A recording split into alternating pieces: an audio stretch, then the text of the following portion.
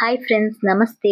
ನನ್ನ ಗೌರಿ ಹಬ್ಬದ mini vlog ಇದಾಗಿರುತ್ತೆ ಫ್ರೆಂಡ್ಸ್. ನಾವು ಬೆಳಿಗ್ಗೆ ಬೇಗ ಎದ್ಬಿಟ್ಟು ಫ್ರೆಶ್ ಆಗಿ ಮನೆಯೆಲ್ಲ ಕ್ಲೀನ್ ಮಾಡ್ಕೊಂಡು ಪೂಜೆ ಮಾಡೋಣ ಅಂತ ಸ್ಟಾರ್ಟ್ ಮಾಡ್ಕೊಂಡಿದ್ದೀನಿ. ಬೆಳಿಗ್ಗೆ ಬೇಗನೆ ನಾನು ರಂಗೋಲಿನ ಹಾಕಿದೆ. ಯಾಕಂದ್ರೆ ಇವತ್ತಿನ ದಿನ ನಾವು ತವ್ರ ಮನೆಯಿಂದ ಬಂದಿದ್ದಂತಹ ಬಾಗ್ನನ ಹೊಸಕ್ಲಿ ಮೇಲೆ ಇಟ್ಟು ಪೂಜೆ ಮಾಡೋ ಅಂತ ಅಭ್ಯಾಸ ಇದೆ.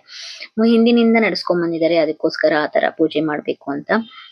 ಪ್ರತಿ ಹೆಣ್ಣಿನ ಆಸೆ ತವ್ರ ಮನೆ ಬಾಗ್ನ ಆಗಿರುತ್ತೆ ಫ್ರೆಂಡ್ಸ್. ಈ ಹಬ್ಬನ ನಮ್ ಕಡೆ ತುಂಬಾನೇ ಚೆನ್ನಾಗಿ ಸೆಲೆಬ್ರೇಟ್ ಮಾಡ್ತಾರೆ. ನಾನು ನಾರ್ತ್ ಇಂಡಿಯಾದಲ್ಲೂ ನೋಡಿದೀನಲ್ವಾ, ಗೌರಿ ಹಬ್ಬ ಇಲ್ಲ, ಗಣೇಶ ಹಬ್ಬ ತುಂಬಾನೇ ಚೆನ್ನಾಗಿ ಸೆಲೆಬ್ರೇಟ್ ಮಾಡ್ತಾರೆ.